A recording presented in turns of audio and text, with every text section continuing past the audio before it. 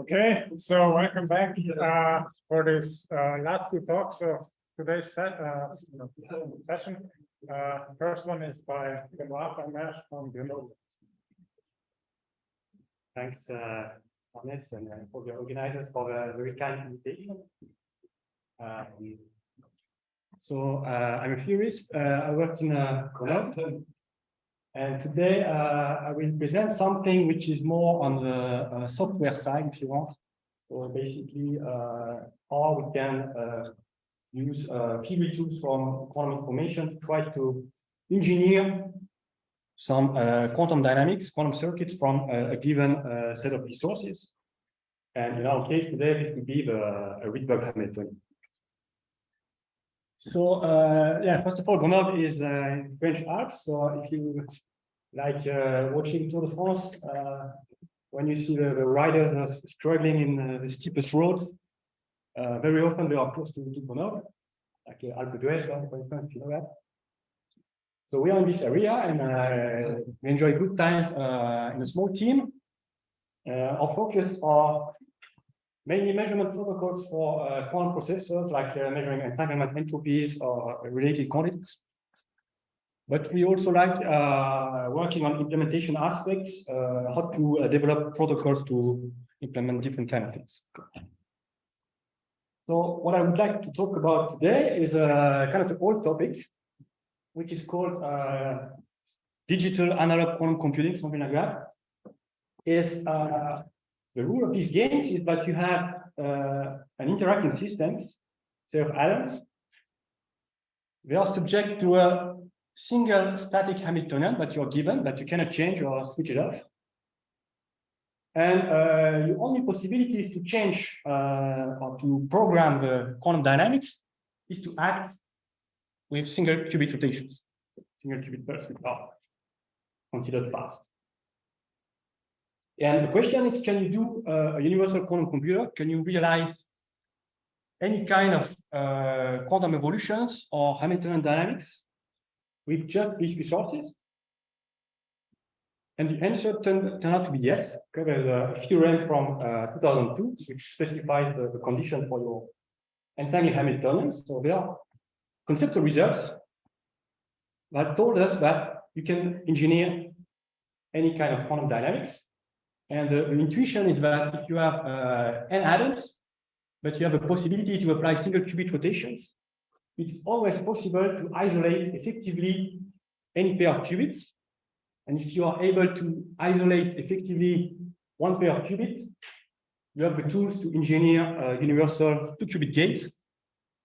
And if you have universal 2-qubit gates plus single qubit controls, you have a universal quantum computer. That's the intuition.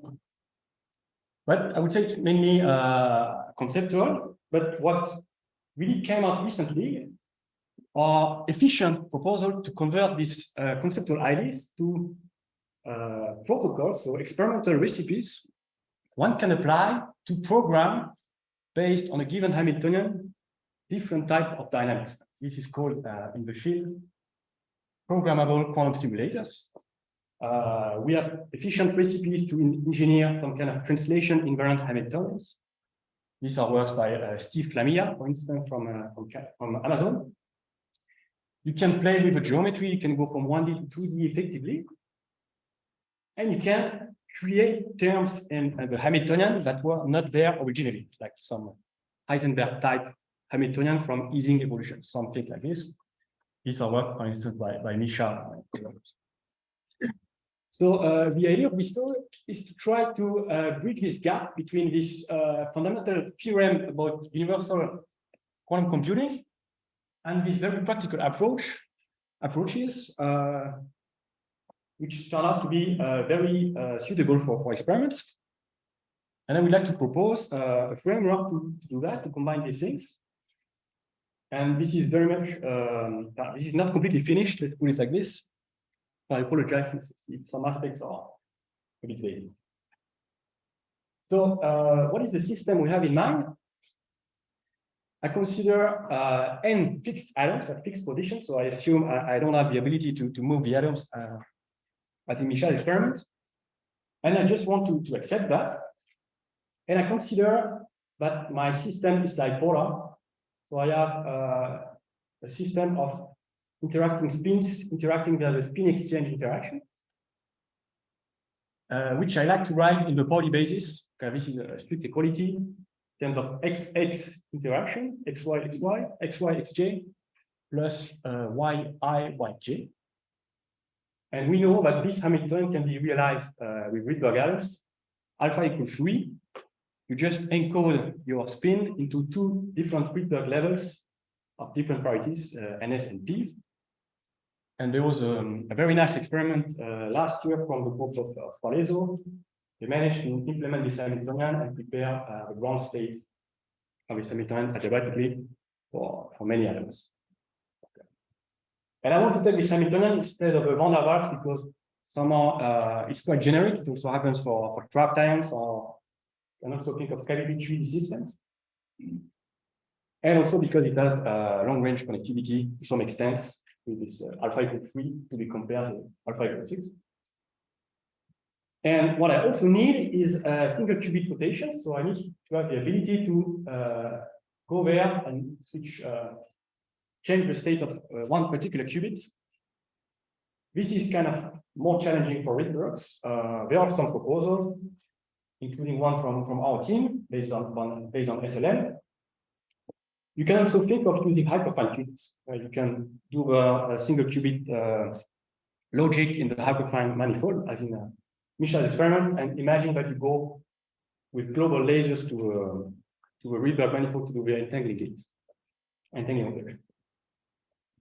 Then I think further you will hear something where you don't need this ingredient. Okay. So now I need to explain what is now well established in the field of Hamiltonian engineering is the concept of average Hamiltonian theory.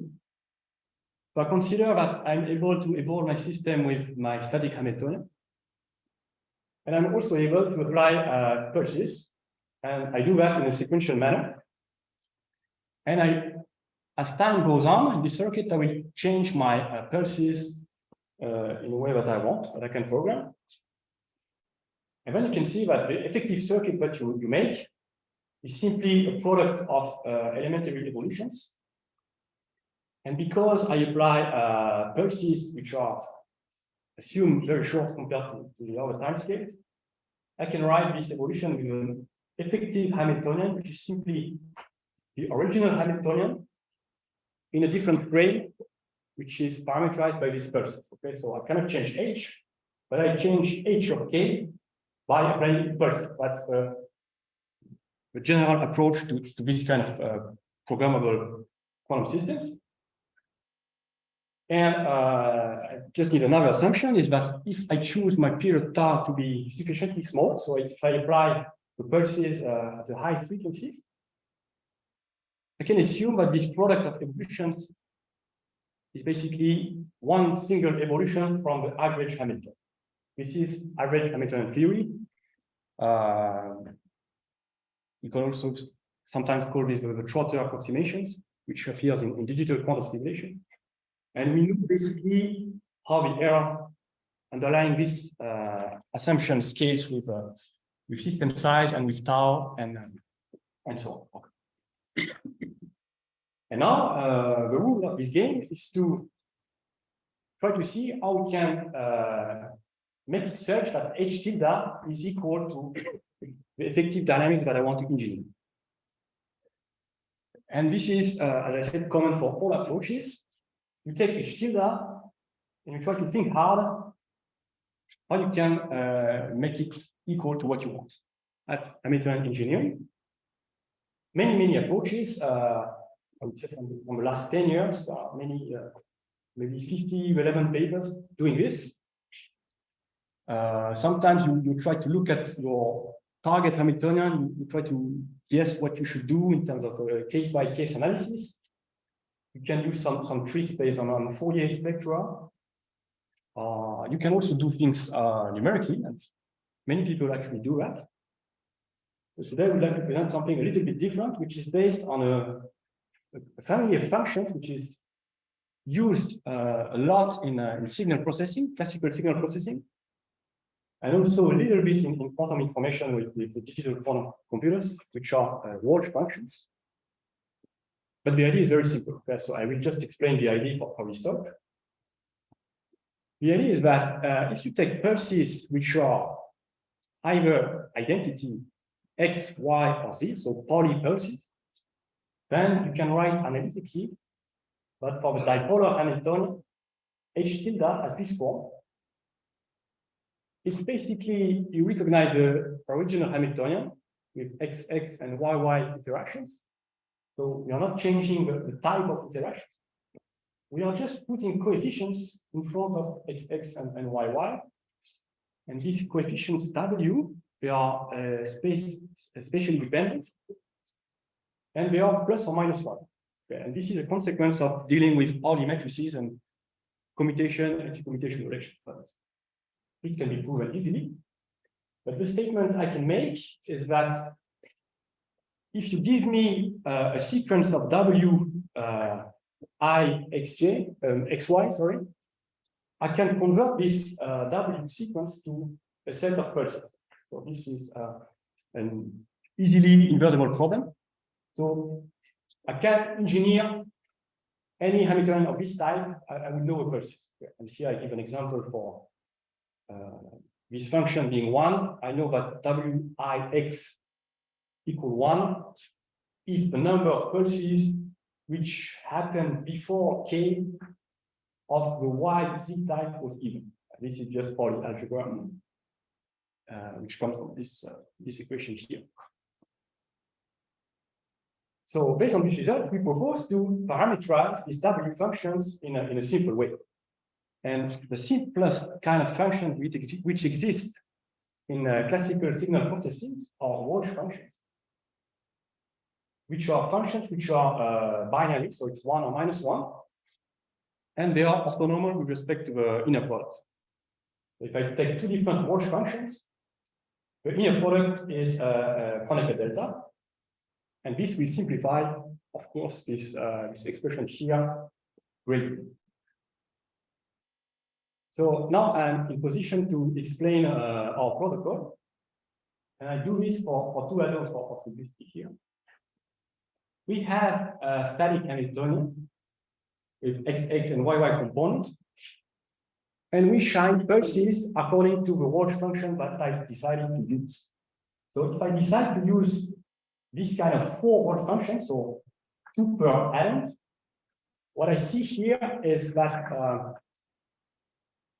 as K, the index of the circuit, increases, I can parameterize the pulses. So if I, for instance, I see that the sign of the Y component must be minus 1 at K equal 2, it means I have to apply an XI pulse before that to effectively get this minus 1. And if I apply an XI pulse, I will not change the sign of the WX component. That's the rule of the game.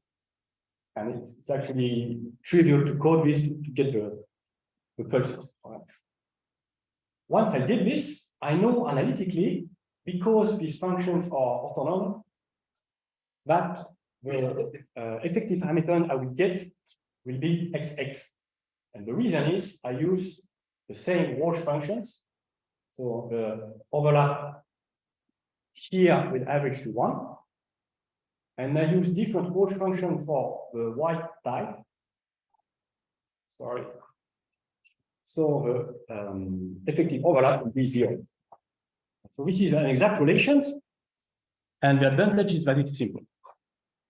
But on the terms of physics, I'm not doing something new compared to previous protocols. We knew how to put minus signs in front of Hamiltonians. What I want to claim is that the formalism, if you want, allows us to make general claims about resources and error scalings, all these kind of things. So now,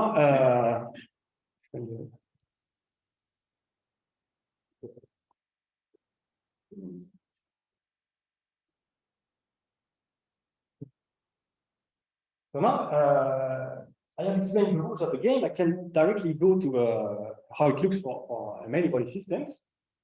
Take n atoms, pick Walsh functions of a certain type, then you will see that the effective Hamiltonian will be of this form. So I will only preserve interactions when I'm using the same Walsh functions. So in this example here, I apply the same Walsh function of the X type for the first two atoms, different Walsh function for the Y type. When I move on, I do the same for atom 2 and 3. Effectively, I just look at my Walsh function. I can simplify my evolutions. And you can see that I have transformed this very messy object into evolution with nearest neighbor easing interaction. That's how it works.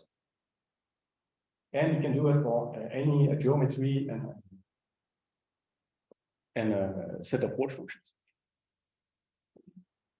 So now the statement that I make that I'm not proving during these talks are the following. So with Walsh function, you can engineer any two-body Hamiltonian. And it's simply based on the decomposition of any two-body Hamiltonian in the Pauli basis. I can also analyze the resources, so the number of pulses I need, the evolution time, based on average Hamiltonian theory. In particular, the number of pulses that I need will be always smaller than n, because I cannot use more than n Walsh function. And it can become of order 1 if we have target local Hamiltonians. And in this case, I will cover the previous result on efficient programmable quantum simulators. You can also show that it can be used for quantum optimization. And in this case, you simply have to decompose your problem graph into graphs of these types, and we have a polynomial time algorithm to do this mapping. It's actually not difficult. So for the last minute, I will just show the last case study about quantum error correction. So Misha already introduced quantum error correction. So we have delta blue qubits and ancilla qubits, which are red in my slides. Can we use formalism to do a surface code with just the dipolar Hamilton? The answer is yes. Because you look at the circuits that were developed in the context of superconducting qubits, they were kind of highly optimized. And the circuits which are optimized look like this. Basically, you kind of measure, you involve your ancilla in a balanced way. So in the first block, you use 2 ancilla, then 3, and then 2 for a 7 qubit surface code. It's not that you do one ancilla and the other one and the other. You do this in a mixed way. And these gates are of easing type. So it's exponential minus x here. And here it's exponential minus I yy. So I have a different basis transformation to perform with them 2 qubit gates. And this is actually good for my framework because it's exactly what I can do. I have commuting blocks, so pairwise interactions. So what I do, I simply look at the first gate. I see XX between qubit 1 and ancilla 1, then I apply the same Walsh function. If I see YY for qubit 3 and second ancilla, I will apply the same Walsh function of the Y type. And I can do that easily, and I can check average Hamiltonian theory. No surprise, we see for the expert the same scalings as predicted by the commutator scalings of the Trotter decomposition, so there's no surprise there. And this is the end of the research. So I hope I convinced you this is an interesting approach to try to combine existing prior results into another framework which can maybe extend the use of Hamiltonian engineering to dipolar systems. There are many things I skipped, particularly the error theory and the aspect of universality, but these aspects were some extent already covered, but I can just couple to that. That's this new approach. And there are many things that we would like to do next. Particularly, if you can combine this to moving atoms sequences to increase the connectivity of the native dipolar Hamiltonians. And that's it. Thank you very much.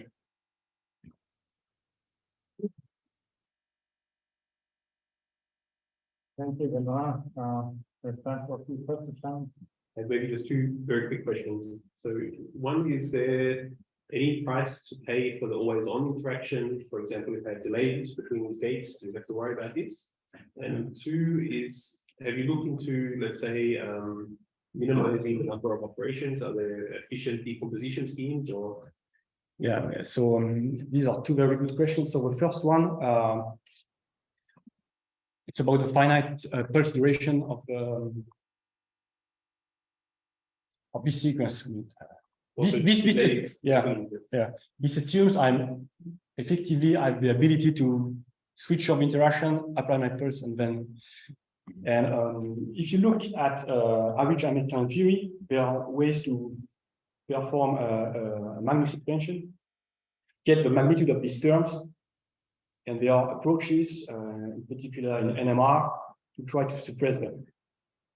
And we have realized that this can be incorporated in the framework of Walsh functions, because there are some invariants in the framework. So just to give a little bit of intuition, all these Walsh functions start from 1, but I don't have to do that in practice. I have another degree of freedom I can play with to make the protocol robust. Second question is about optimizing the graph decomposition. The moment we have analytical proof that this can be done efficiently with n² scaling, but it's not a surprise because you have n² per interaction. The second approach we analyze is to decompose the complete graph, so all interactions.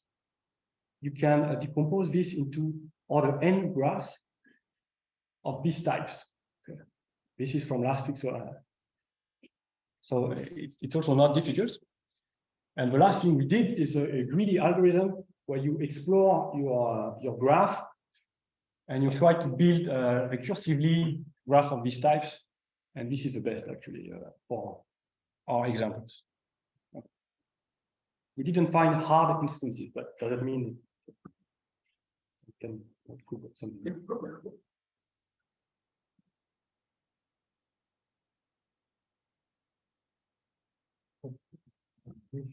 for the link. But yes, I'm a little bit confused. So, like, if you start, for example, thinking about like error correction and so on, you have to make this thing digital, right? You have to discretize. Yes. Or is it not? Like here, I'm discretizing with an interaction Hamiltonian which has a power law decay. So, you have to discretize not just like spatial, but you have to be like, I mean, sort of it has to they have to be like 5 and 0 locations. Like you need to detect errors. Yes. Right. Or you have something else in mind. No. I want to implement the usual fundamental operation. Yeah. But so this well functions and they are only relevant to like spatial things or nice. Yes. Yeah. It's a spatial thing. It's a spatial.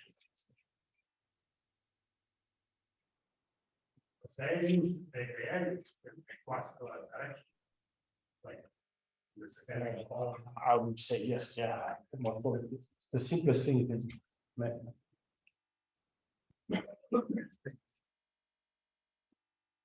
Okay. Well, there's okay. Then let's thank Benoit.